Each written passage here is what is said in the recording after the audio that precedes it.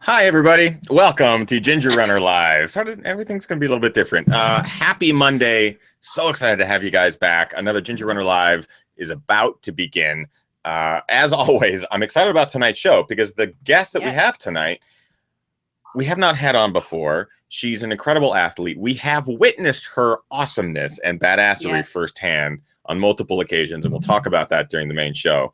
We're joined almost literally during her road trip home from her big victory this weekend at the Chimera 100. Denise Bourassa is joining us from Lake Sonoma area in California. Is this like well, because it's very nice. We love Lake Sonoma area. We love Helderberg and all those wonderful wine cities in Northern California on her way home.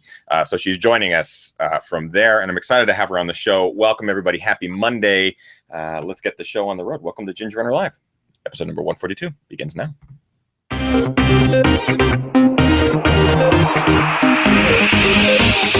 Ginger Runner. Yay! Happy Monday, everybody. Happy Ginger Runner Live. Episode number 142. Big week. It is the inaugural Ginger Runner Virtual Run Week. GRVR is officially on Saturday. The very first virtual run that I've ever done. We have over 1,000 people from across the globe are participating in this event. It all happens on Saturday, and I'm so excited and completely stressed out because this week is not an easy week. So we can't just coast through it. Big premiere on Monday in Seattle. If you are in the Seattle area or the Pacific Northwest, A Decade On, the film that I made around Brian Morrison's return to Western States after 10 years from 2006 when he was leading the race and collapsed on the track and unfortunately had a DNF as a result. He went back in 2016. There's a film that we made about it, and it basically premieres in Seattle on Monday. So GRVR on Saturday, A Decade On Monday, and then it will be released to the World Wide Web soon after. But if you can come to the premiere, it'd be awesome. Yes, and we will be posting links. Ethan's already posted some links of how to buy tickets. I will be posting those either later tonight or tomorrow as well. Yeah, it's a big week. Yeah. And I'm very excited about it, and I'm also very excited about tonight's show. As I mentioned in the pre-show, we have a guest that is joining us that has not been on the show yet. She deserves to be on the show every week because she's a badass. She's an incredible ultra runner and athlete. Very recently, this last weekend, in fact, hours ago, she won the Chimera 100 overall, beat everybody, beat the entire field, and crushed it. I can't wait to hear about that race. She's also won Hurt 100. That's one of our first experiences, actually seeing her run and just seeing her kick ass. Here she is, Denise Bourassa. Yay, Denise! Thanks, you guys. How are you? Thank you. I'm good. I'm tired. No, but I'm still on that high of Chimera. So I no complaints here for sure. Yeah, it's one of our favorite questions to ask, especially since it's so fresh. People who we have on the show who are just like fresh off a win or fresh off a big race. It's always interesting to see what sort of condition and state they're in. You are fresh off a long road trip and you still have more road tripping to go. So where was the race? Where do you live? And what made you choose to participate in that race? Cleveland National Forest is where Chimera is held. It's at this campground, Blue Jay Campground, off the Ortega Highway, which was, it's an incredible highway. If you've never been on it, don't go on it. And no, seriously, it's crazy. It's crazy. But anyways, you have to use that highway to get to the race. I'm from Bend, Oregon, and thought a 15-hour car ride would be a great road trip. Yeah. Halfway through, I was thinking, can I catch a plane in an airport and rent a car to get there? Yep. But so I decided on Chimera after, I've had some, I'm hitting a little reset in my life, and I quit my job. And so. Yeah, we are a big fan of people finding their inner spirit. So yay, no jobs. Yeah, so exactly. So I quit my job, and all of a sudden I'm like, okay, so this is like what a professional athlete would feel like, except you're not getting paid. to just train for a race. And I might have had, and while you're drinking beer, I do have a glass of wine. Yes. I'll admit that I might have had that glass of wine that night that I opened up and started looking at races and signed up for Chimera. It was a race that wasn't on my radar. It intrigued me because of the elevation, 22,000-ish of climbing. And so it's kind of my kind of race. And so there you have it. I registered for it and I ran it. Not just ran it, but like kicked its ass. So Denise mentions that she is drinking some white wine. White wine. We have a question already from Aggie Runner. Mm-hmm. What's everybody drinking tonight? So Denise has got a lovely glass of wine. Lovely glass of wine. Yourself? I'm in the festive holiday spirit. We decided Christmas started on Tuesday. Christmas started in July. Let's be honest. So yeah. Well, what do you have? Deschutes? No, not close. It's actually Anchor Brewing. It's their Merry Christmas, Happy New Year 2016 brew. But Kim's got a good one from I have a New Belgium accumulation. Look at that label. That's pretty cool. Yeah, I always like New Belgium's stuff. So that is what we're drinking this week. I'm literally in the middle of editing, and we've got GRVR, so it's a time to celebrate Denise's incredible win. So Denise, you might not know this, but the first time that we encountered you, and it was just like I have known about you for a long time, but this was the first time I think I saw you running in person in a race that I was running, and I was just like, she's kicking my ass, and she's kicking everyone's ass. Quicksilver 100K last year. Was my big Western States qualifier, right? And I really wanted a tough 100K, and that is a tough 100K. There's a lot of climbing in it, close to 14,000 or something like that. And I remember just like I had picked up Kim as my pacer, and I was just struggling. And I think you had lapped me because there's a section where it's kind of like a little cloverleaf type thing, and you basically come into an aid station, and then you go out and you do this big loop. And you were finishing the loop as I was just beginning. And I remember just going, that's Denise Bourassa. She kicks so much ass. And then thinking in my head, I have like 25 more miles to go, and she's almost done. You crushed that race, 5th place. Is that kind of the race that you like to gravitate towards? Like really difficult, lots of climbing? Is there something about the races that you choose that's just kind of your repertoire? Yeah, I would say just kind of those rolly, climby types of races are my favorite. I don't consider myself a fast runner. And so I think the climbing levels the playing field a little bit for me. So yeah, sure. I tend to gravitate towards those. Haven't run any. I say any. I ran Vermont 100 when I did the Grand Slam, and I would like to go back to it just because I didn't really do that race justice. But that would be a race that's like I would consider flat and fast. And if you're a runner, that's your course. But I like ones that you also get to do some hiking. Yeah. Plus the views. Yeah, the views were beautiful there. You've been running ultras almost for 10 years, almost there, and what has kind of drawn you into the sport? You did a lot of big races. Even this year, you've done some big ones. What's kind of drawn you into ultra running? I marathon raced for a number of years. I think my first marathon was like 2009, and I did. No, that's not right. 98. Haha, sorry. And I did I did way too many of them, and found myself with a stress fracture in my femur, and spent too many, I would say, races just looking at the watch, trying to crack that 3-hour time. I got like a 3:04 was my fastest, and my then. Anyways, a friend of mine introduced me to trail running, and I just completely fell in love. My very first one was the Mackenzie River 50K. I looked at the times, and I'm like, they're not very fast. Seriously, I was like, And then I ran it. I think I might have, with a handheld, drank half the bottle, might have had maybe a couple of goose, and won the race. And wasn't fast, but had a great time. And just kind of fell in love. So while I've run a couple marathons since then, they were just completely recreational with friends. And trail running is now just, oh my gosh, it's just my passion. I love it.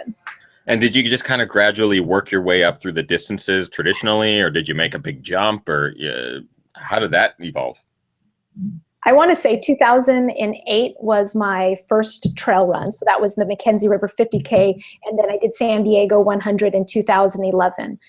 Anybody looking at my ultra sign up would see that I like my first couple of years, I did a couple here, a couple there. And then all of a sudden I just made this like exponential leap into like, I don't know, 8 a year, 10 a year. Yeah. It's gone kind of crazy actually. Yeah, I'm looking at your 2011 and 2012, and you just keep scrolling. Like, oh yeah, there's still more in 2011 and 2012. And I'm just really curious. Hurt 100 this last year, we were trying to film some of it, trying to crew some of it. We missed you. I mean, there's only 3 aid stations, and you hit those aid stations frequently. I mean, every 6 or 7 miles, but it's still like a good amount of time. We saw you once during the whole race because of just how it works in that loop fashion. Right. But you absolutely clobbered and you crushed it. How was that experience for you? Because that race is notoriously difficult, very technical, very hot. What played to your strengths? What worked you? You still managed to win, which is incredible. You know, having raced it previously, I knew what I was coming into. And having raced it, I guess previously a couple of times, not so successfully one of the years. You know, I think there's always that time goal. And for me, it's like my very first Hurt 100 was, I want to say 33 hours. And, you know, we're talking toenails drained at mile 80 with 20 left. I ended up losing 8 toenails. I mean, it was, you know, ask Ken Sinclair, that last 20-mile loop was like at a snail's pace. And so, you know, I had this drive to go back and perform, knowing the course, you know, correcting a few things about my attire and, you know, trying and to do better. And so, of course, I went back and I DNF'd it. And so then, of course, you have to go back after that.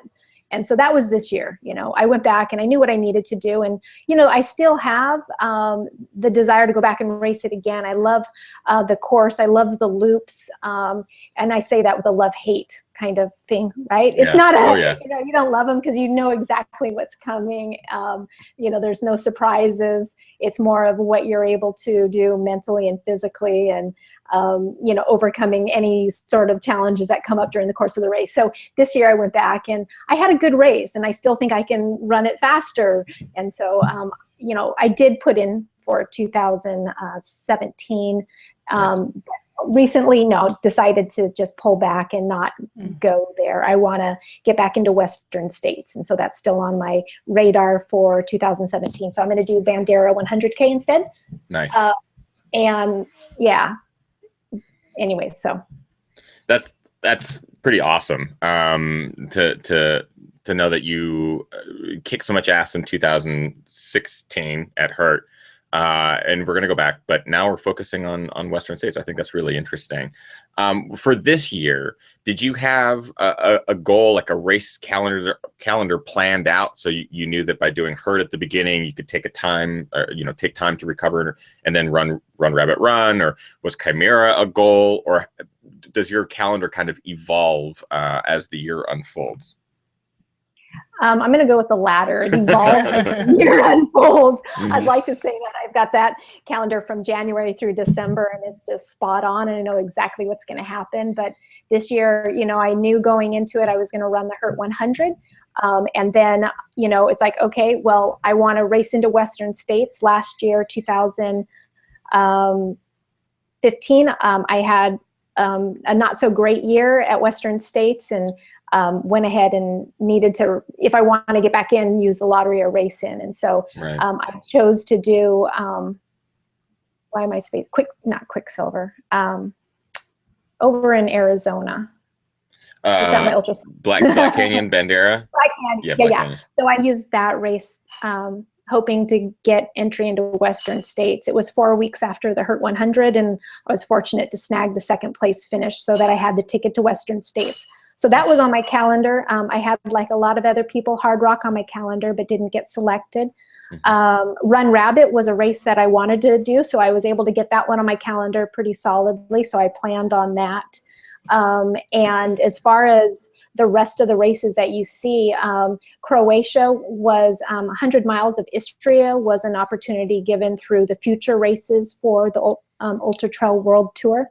And so I thought to myself, you know, I can do 100 miles of Istria. It's not a, it wouldn't be like my Western States goal race, but it wouldn't hurt me for Western States either. Right. And it was a great opportunity. So I went over there and had an incredible experience and was looking at having, I want to say about 3 months, almost 12 weeks between those two races. So between 100 miles of Istria and Western States.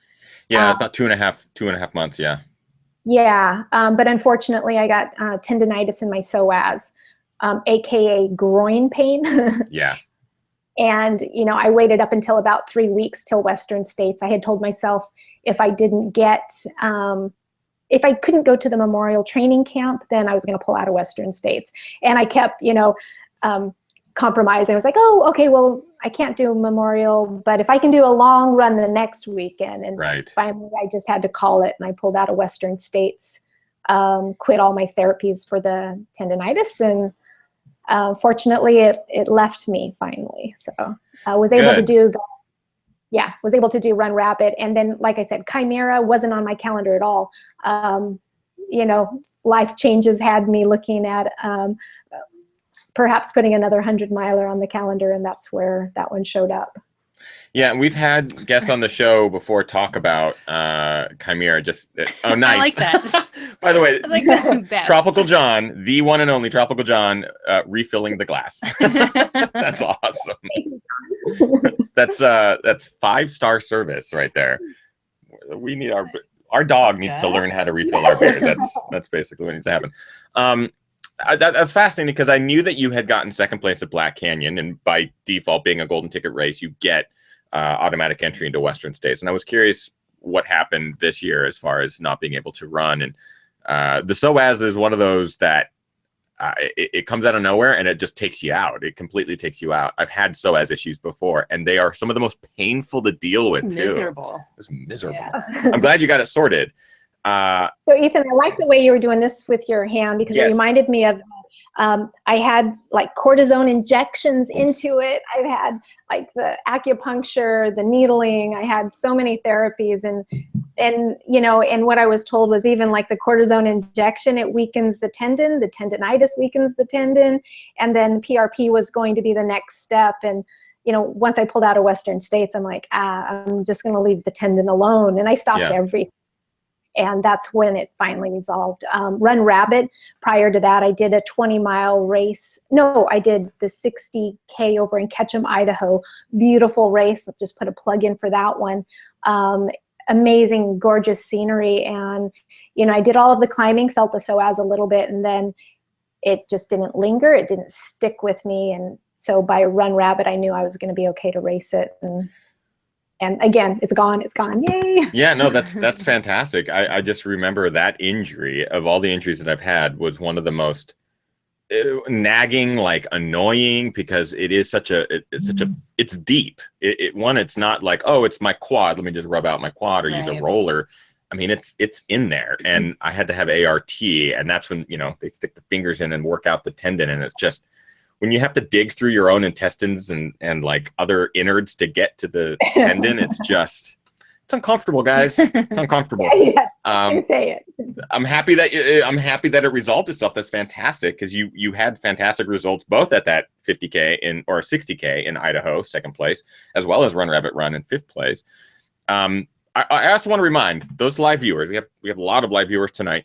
If you have any questions, of course, keep us in the chat room. I'm in the cat room. I mean, oh wait, what's the cat room? I don't know. It's this new thing. It's okay. We already have lots of questions. Can we maybe take a Absolutely. question or two? Sure. Yeah. Question from Ben Harris. Denise, when planning a race pace, are you a runner that banks some time early, or a steady starter that keeps on trucking when everyone else slows down? I'm definitely a run my own pace kind of gal. I start out nice and steady. And of course, when I say this, I'm thinking of the longer, greater than 50K distance where you don't just go, balls to the wall. I know myself well enough that I start nice and steady and I just build from there. And hopefully you're able to do just that. And that's when your mental and physical well-being plays into the race. Some more questions here. Sure. Question from Garrett. Going through a little bit of a training slump, how do you stay motivated? Music, friends? That's a great question. Change up the scenery if you can. I would recommend find a race, put it on your calendar. Sometimes being goal-oriented helps out. It helps me out. I do listen to music off and on. And so if that's something you haven't tried, definitely give it a whirl. Find some of that music that just really gets to you. And it can be, the loud rock music from, I don't even know. I'm not going to go into music, but truly, if there's something that speaks to you, go for it. You can look at the running stores in your area and see if they have group runs, because joining, having somebody with you does help out, especially as the day gets shorter and it's dark in the morning and dark at night. Mix it up a little. I like the advice of finding a new place to run. Mm-hmm. And I think Denise did that with Chimera, 15-hour drive, a little road trip, no big deal, cut it into 2 days, new place to run. Yeah, I think that's great advice, because that's always helped us. Yep. Is trying to find new trails or new roads or exploring somewhere new. Try and go somewhere refreshing. Yeah. So yes, please, if you have questions for Denise, please bring them into the chat room. Kim will pull them aside. We'll have plenty of time to ask those tonight for sure. I want to start talking about Chimera because I'm fascinated by the race, the terrain, the trails, this area, which is not so far from us. But I also am just really curious how it played out for Denise. So kind of walk us through your preparation for this race, coming off of Run Rabbit Run, the last 100-mile that you ran a month and a half ago-ish. Did you give yourself any time to recover from that before you started training, or did you just use that race as a block, like a training block for this one leading into Chimera? Typically after a 100-mile race, I'm pretty good with at least giving myself a week off. And a week can be defined as 5 days or 7 days. Sure. And then I just start back in slowly. I quit my job this year, like I had mentioned. And so, cheers again. So I put some things on my calendar that were fun. I circumnavigated Mount Hood as one of my training runs. Nice. And I want to say that was, I would be surprised if I wasn't the last person in 2016 to circumnavigate. There was snow on the ground. Oh, wow. It was cold, but I put that on my radar and did that and just kind of had fun with it. In addition to that, I did a out and back on the Rogue River Trail into a place called Paradise Lodge. And it's probably 27 miles in, and you use a day pack and you run back out the next day. They feed you, they house you. So I did some fun things like that because I could, all of a sudden I'm like, where do I want to go today? It's Monday. There's, I can do it. I started going to the gym more routinely.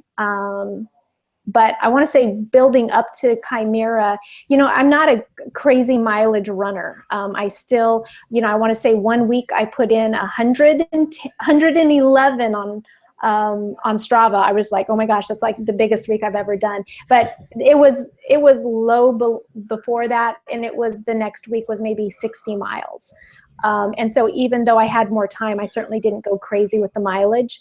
But I like to, mix it up and not just run. So going to the gym, and I knew Chimera had the potential of being hot, so I was using the sauna at the gym also. Just having fun with it like that. I always love to hear that weekly totals and sometimes runners who win and beat everybody. You don't necessarily need to run 200-mile weeks. We just had Jim Walmsley on the show, and there's nothing like feeling like you don't know what you're doing when you talk to someone like Jim Walmsley who's running 200 miles a week, and that's like a normal week for him, a low mileage week or something like that. And I'm just like, man, I'm barely able to break 60, 70, 80 on my peak training week. So to hear that, you know, you're maxing out at about 100, 110, but then going back to 60 or something, that's good. It helps me to know that there are people who are winning races that aren't, you know, destroying their bodies with a 200-mile week. So that's great to know. Did you give yourself, as far as the taper, do you do like a week taper going into a big effort like this, or is it a gradual taper, or do you not taper at all because it's just going to be a hard effort? Yeah, no, I taper. I like that week prior to the race. I'm not typically concerned about mileage, which was great because this week prior to Chimera, I put in like 6 miles prior to the race. And typically I'm like, yeah, you know, 20 miles, give or take, is good. The week previous, I may have did 60-ish. But, you know, I want to say, you know, I definitely taper. I don't run hard all the way up until race day, and I don't put in long miles all the way up until race day.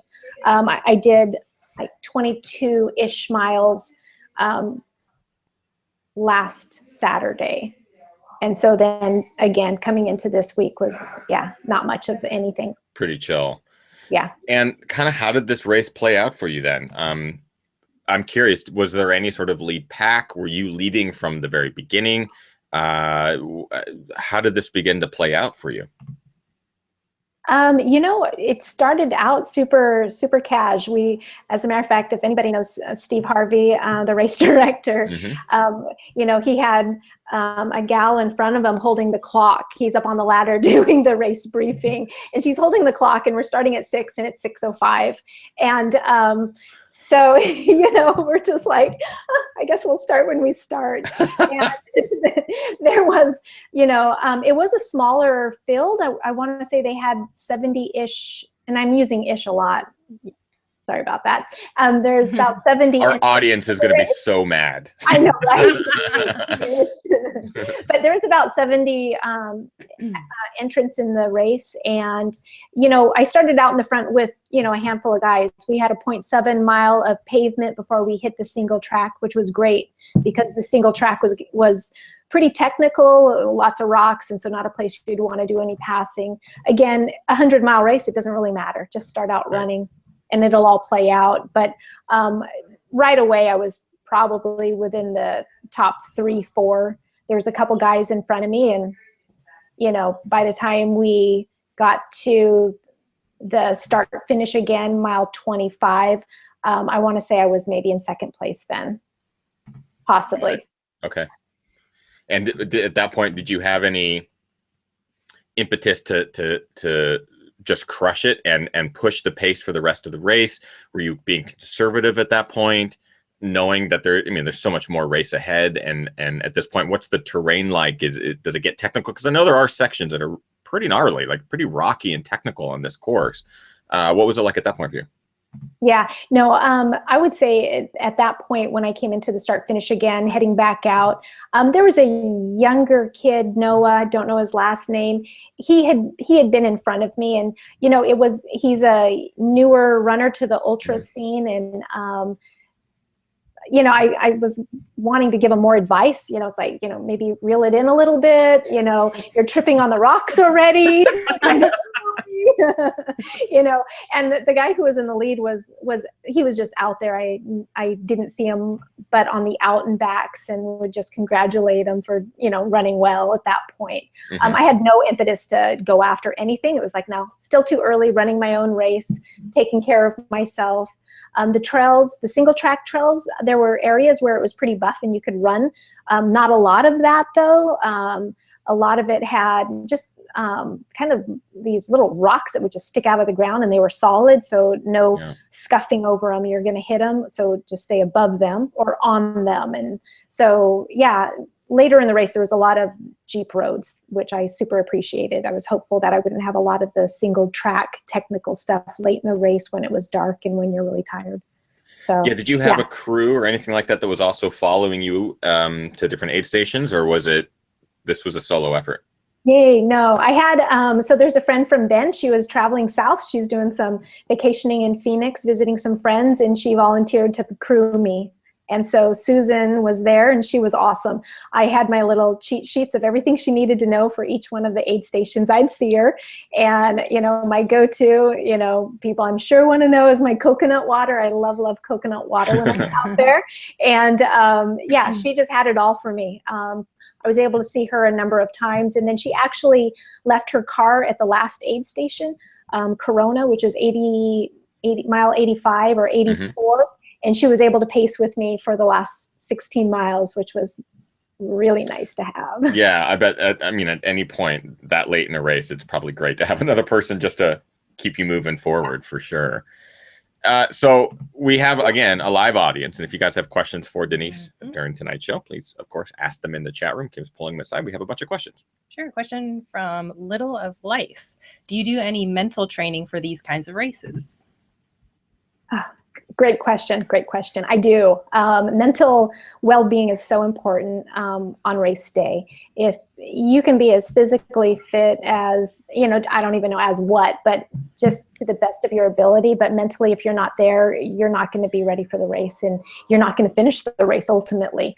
So my mental preparation really is going through those. I don't know what inspires you, what keeps you going. I have, a number of people know I have a brother with ALS, and, he's my daily inspiration. It's doing what other people can't do, not because they don't want to, because they can't. And so my mental buildup for races is really how freaking fortunate am I? I'm seriously blessed to be able to do what I do. Many times when I'm hurting on a race, it's like, wow, how lucky am I to hurt that way? And so, yeah, whoever, I don't know. So different things speak to different people, but the mental part of a build up to a race is a significant portion. I would give it, even probably more than physical, because again, mentally, if you're just not ready for something, or if you, don't know how to get through low points or challenges, then that's going to be what's going to take you down.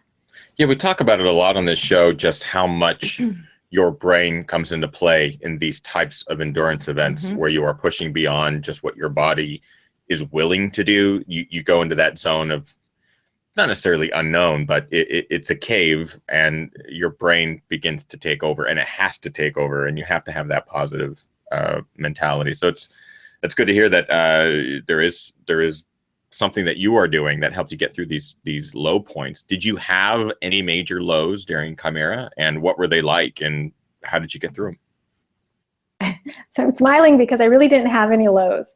And the reason I'm smiling is because the day before the race, I was a maniac. I was a freak. I was like anxiety ridden. I was stressed out, felt unprepared, felt like, what was I doing? I wasn't mentally ready. And I think it's because I had too much time on my hands. Without my job, I didn't have 100. Typically my time is spent focused on work and focused on my running. Everything has to be completely intentional. And for this race, it wasn't. It just kind of happened. And so the day before the race, I'm looking at the race course. I'm looking at all this information, and I'm just freaking out. I'm afraid I'm going to go off course. I'm afraid I'm going to get lost. I am afraid that mental piece of it, that maybe I'm not mentally engaged with the race. And race morning, I woke up and it was all gone. It was just like gone.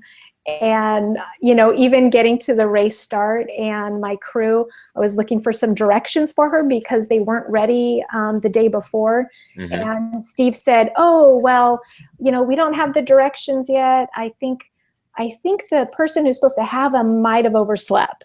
And I'm just thinking, oh, great. Now I've got this person out here who's been so wonderful to volunteer, and she's going to get lost. But I didn't have any anxiety over that. I'm like, okay, well, Susan, you can hang out here until this person shows up with the maps.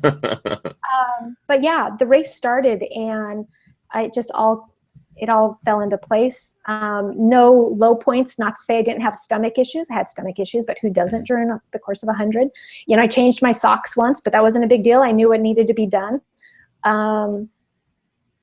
Yeah, It was amazing. I mean, considering where I was the day before, and like day of the race, I was like, huh, okay, I'm ready to go. Was this the first time in a race of this length that you felt that fairly consistent all the way through?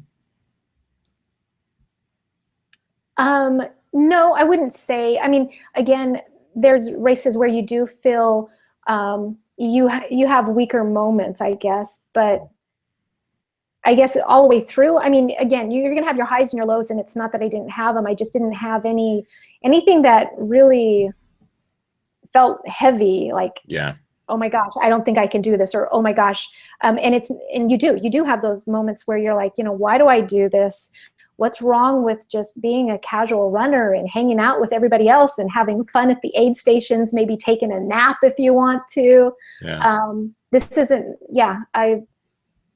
This race, I felt great the entire time mentally.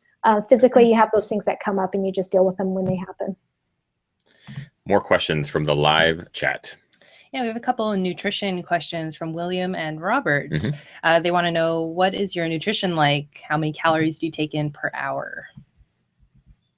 Oh boy. So I am not a numbers girl. I don't focus on that. I just go by how my body is feeling. Sometimes I'll put calories in my hydration. So like Run Rabbit, I used the Tailwind product. It's what they had on the course, and it was amazing. This race, I used Carbo Pro. And so if I'm taking in calories in my hydration, and I like this theory of just kind of dripping it into my system. So I don't take a whole bunch at any one time. I just keep it coming in. Typically I'll use like the Honey Stingers, 1 or 2 of the chews every 20 to 30 minutes. And I'm not answering the question on how many calories per hour.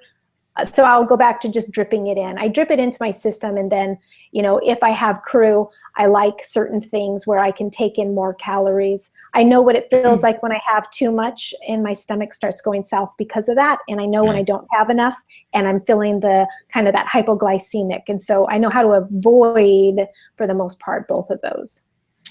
I go ahead. Oh, I was just going to say, and there's also a question from Reed Whitney in the chat room about caffeine. Do you use caffeine during your races? Yeah, I use the Coke that they have on the course. Sometimes caffeinated gels, but for the most part, I'll do the Coca-Cola. For this race, I ended up having, with the stomach issues, I wasn't taking any more of the goo calories. And so I was putting in my hydration half Coke and half water. Sounds yummy, right? We've done it. Yeah. Exactly. I've had a bottle explode because I was stupid, and it's like, oh, it doesn't have bubbles now, and shook it up. It's like, just because it has water doesn't mean it doesn't have bubbles, Ethan. Way to go.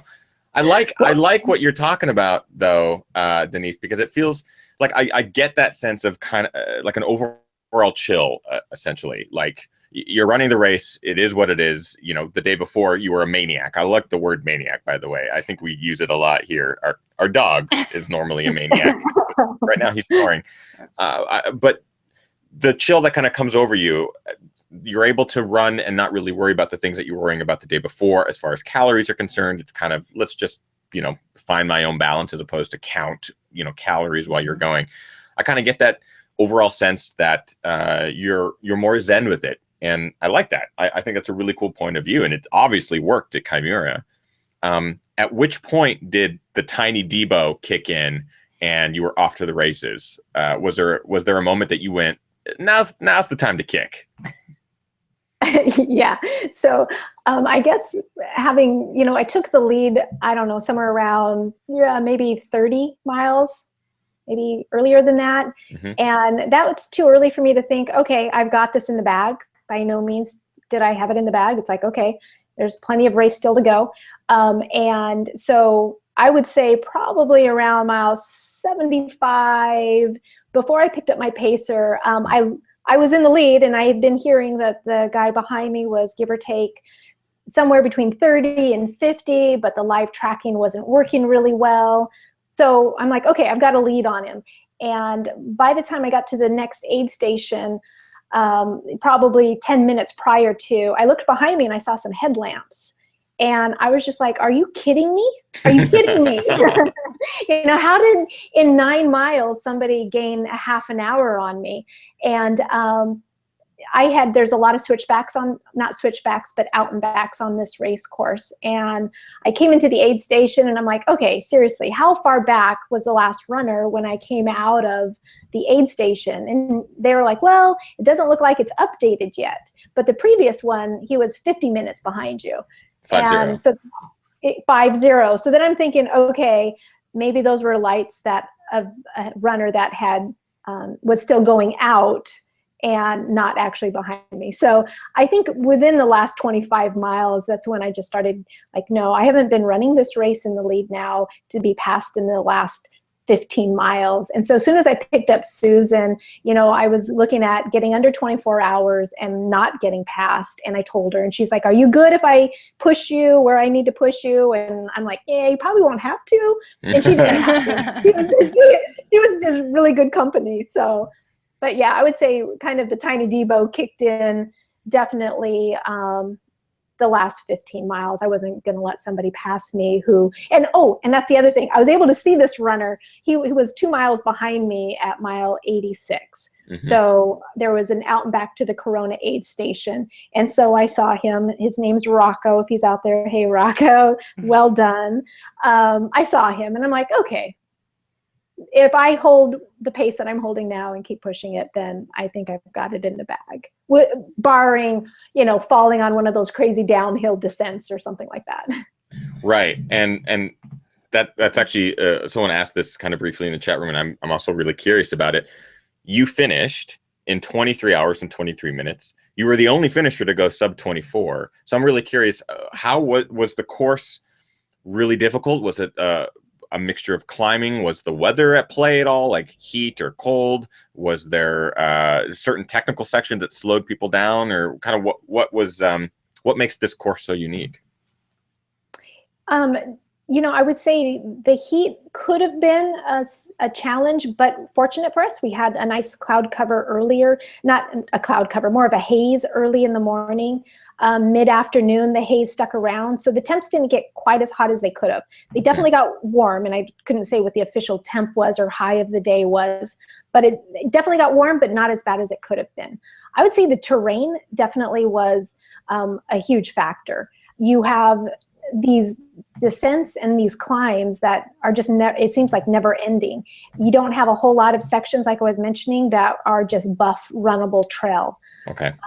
So in the rocky nature of the trail was like, it's like bouldery, craggly.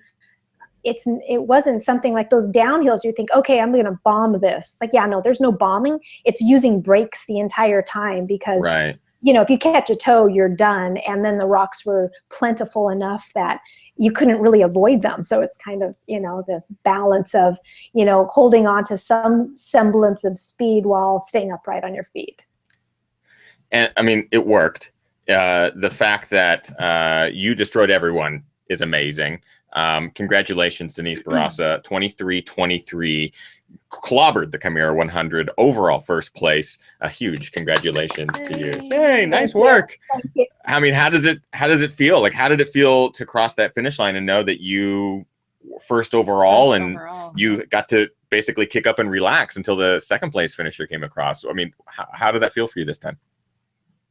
This time, wow. I mean, this is the only time I've ever outright won a race. And so it was an amazing feeling.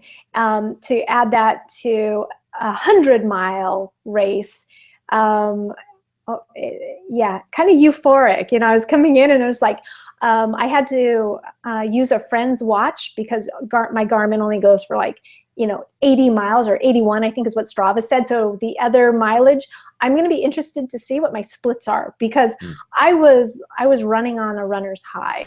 You know, my legs should have been completely trashed with the amount of downhill as well as the braking. Right. But the pavement section, which was like probably just under 2 miles to the finish, I want to say I was hauling ass. Saying it right now. I felt like I was just like flying, and just incredible feeling. That's pretty cool. I would say that you were hauling Bourassa That was really funny. That was terrible. Funny. Terrible. Have you been like waiting the entire show? The whole to, like, show. let that I've been one waiting go? for that one. I am so sorry. That is a terrible way to end the main show. We still have some questions in the boy. chat room. Let's go ahead and grab a couple of those because I can't wait to find out what's next for Denise. Yeah, question from Richard. How did you celebrate? Food, drink, massage? Yeah. Oh dear. So I had bought some Epsom salt. And so I actually had a lavender Epsom salt bath before just going to bed. I'm so sorry. That like a part of me is going, that actually like really good. Sounds nice. Sounds great. It's probably the best way to celebrate anyone's ever said on the show. A lavender salt bath. That's great. That's hilarious as well. I think someone said there was another. Oh no, I was thinking of Murder, She Wrote. That was Brian Morrison's like favorite show. Speaking of favorite shows and stuff like that, there's something I like to do with all of my first-time guests on the show. Somehow Murder, She Wrote has worked its way into almost every last episode. Few episodes. Yeah. My brain is mush. That's what happens when you fall too deep into a computer. So Denise, this is something that we like to do with all of our first-time guests on the show. It's basically called the Quickie Question Quiz. There's a list of very easy questions. I rapid fire them at you, and you just answer with the first thing that comes to mind. You let me know when you're ready to go, and I will initiate the questions. You've got me kind of nervous here. They're very easy. You TV shows, so don't go to TV shows. Okay, go. What's your favorite scent of salt bath? Salt. Lavender. Yeah, that wasn't actually one of the questions. I just thought it would be funny. Okay, here we go. What was your very first race? Oh, sheesh. A turkey trot. Favorite 5K. Favorite running movie? Born to Run. Trails or road? I didn't. You're breaking up on me, Ethan. Oh, sorry. Can you hear me? Okay. Yes. Okay. Trails or road? Trails. Favorite place to run? The mountains. What is a bucket list race? Hard Rock. Guilty pleasure TV show? I don't have one. Sorry. It's okay. Favorite pre-race meal? Pasta or pizza? Favorite post-race indulgence? Ice cream. And finally, what are your current running kicks? Speed goat, Hoka. Nice. Nice. That cushion on the trail was a lifesaver. I felt bad for anybody who was wearing like some little flat. Yeah, no. Like, yeah, we like the cushion as well. It definitely helps for the longer hauls. Now, before we move into the post show, which I will have a reminder for those of you who are watching maybe for the first time tonight or have watched week after week, but maybe missed last week's episode, I did announce that the post shows for Ginger Runner Live now will be Patreon crew only. So if you are a supporter on the Patreon side of things, you get to view the post show with Denise. You get to ask questions and all that good stuff. We'll be hanging out with her here in just a couple of minutes. So if you are not a Patreon supporter, I encourage you to check it out. It basically helps fund the channel. It keeps us doing this full time, and it's at patreon.com/thegingerrunner. So consider for as little as $1 a month that it basically keeps the lights on and the mics hot. And if you go register right now, you can join us in the post show. Those of you who are already Patreon members, we'll see you there in just a second. We are going to give away a pair of Julbo sunglasses. Denise is sponsored by Julbo, and Julbo has been gracious enough to give us a pair to give away. So if you are living in the United States, you are eligible to win a pair of Julbo sunglasses. Now, Denise will ask a question. This will be a trivia question that I'm giving you ample time, Denise, to come up with it. It can be anything as long as you know the answer, but send me the answer in email as soon as you know, just so I can so I have it, so I actually know what the answer is, so you don't have to say it out loud. So yeah, send me the answer to whatever the question is, and I will turn the question over to you now. But if you're watching live, you are eligible. If you're watching this in an archive version, obviously you are ineligible. But this is for the live viewers who have stuck with us to the hour end of the show. So Denise, over to you. What is your trivia question for a brand new free pair of Julbo sunglasses? Okay, here it is. And so I'm gonna say, okay, the question is, who is my favorite running companion? Great question. You'll have to email me the answer so we can see the answer, so we can figure out who in the chat room has the correct one. Do you want to email me that right now, Denise? Yeah, I sure can. Okay, cool. Or text me or Facebook message or whatever. So the question was, who is Denise's favorite running companion? And I'm making it easy, honestly. she's making it easy. There's a lot of answers. There's a lot of answers, and we'll be able to scroll back through and see the correct answer. But and this is in order that are coming in on my stream. On Kim's stream, yes, which is the same usually as my stream. Should be, yeah. Let me know when you send that answer to me, Denise. Okay. And we'll be able to make that happen. And there's just a couple more questions of how people can find the Patreon only. Yeah. So yeah, I'll answer that now while we're waiting for the answer to come in. Okay, so just a reminder, Ginger Runner Live post show, which is a more intimate time with our guest where we get more one-on-one questions, will be Patreon only from here on out. You'll have the full show. Obviously, anyone can come in and tune in during the full show, but the Patreon only post show will be on the Patreon page. So if you are a Patreon supporter, go to patreon.com/thegingerrunner, log in, and you'll be able to see. I already posted the destination of the live stream. There we go. We have a new Patreon supporter, Ken. Welcome, Ken. We'll see you in just a couple minutes. If you are a Patreon supporter, go over to patreon.com and log in. It's there. The post is there, so you'll be able to see it. And we'll be going live on that post here in just a couple of minutes once we end this show. Another Patreon supporter, Mauricio. Welcome. Denise, actually, where did Denise go? Uh-oh. We lost Denise. Oh no, Denise, we don't have the answer to the question. I think we lost Denise. I don't know how we lost her. She might have hung out. She might have. I don't know. Her wine glass is empty. Her wine glass is empty. She's going to join the Patreon. She might be waiting to join the Patreon side of things right now. Unfortunately, I don't know the answer to there she is. She's back. Sorry. It's okay. We were like, where did she go? We don't even have the answer yet. No. Did you get my email? I'm going to refresh just to make sure I got it. I don't have it. Maybe it went to spam. It wouldn't have gone to spam. Oh, don't spam me. No. What is the answer? Because I imagine we already have it in the chat room somewhere. Basil. Basil. And who is Basil? My dog. Yes. I knew that, but I just wanted to see if anyone came up with the name. Okay, so we have. We can call him the Baz. That works. But can't we take that as an answer? Well, if someone has the correct name of the dog. There is a Baz. There's a Boz. There's a Bobo. I thought I saw a Baz somewhere. I saw a Boz. There is a Baz. Hang on. Yeah. Do you see the same Baz? Baz that I have? This one? That's the one that I have. I'm going to give it to Baz because I would take. That obviously means that you followed Denise sure. or did the research as opposed to just saying, well, of course. And I call him the Baz all the time. The Baz. That's what I like it. I'm taking it. Yep. You with it? Yep. The winner is Teresa Lau.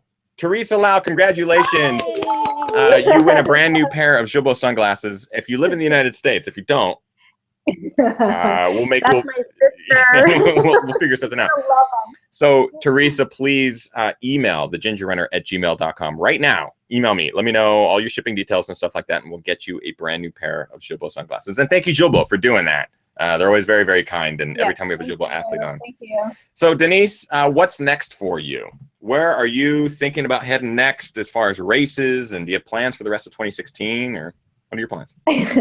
Yeah, so 4/100s in 2016, I think I'm calling that a wrap. I think Hurt 100 in January with a win and Chimera with a win is a nice little bookend to my year. I'm actually going to be relocating, for anybody who's listening, to the East Coast for a few months. Wow. Oh. So yeah, there you have it, moving to New York. Going to trial that out for a little while. But race-wise, Bandera 100K. Yep. January 4th.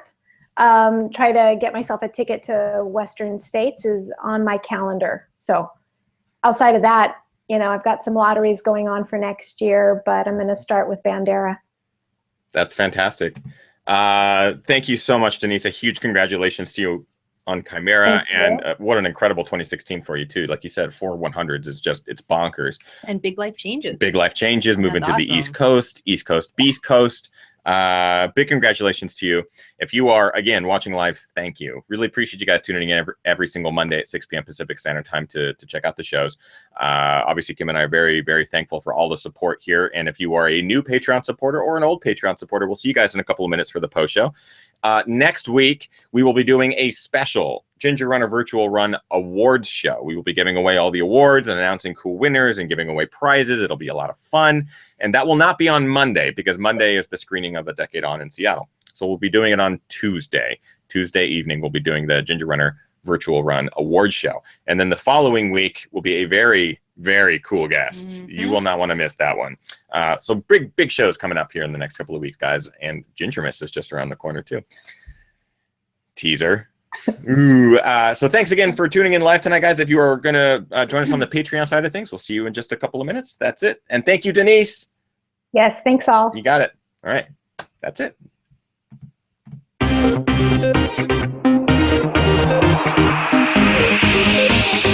Ginger Runner.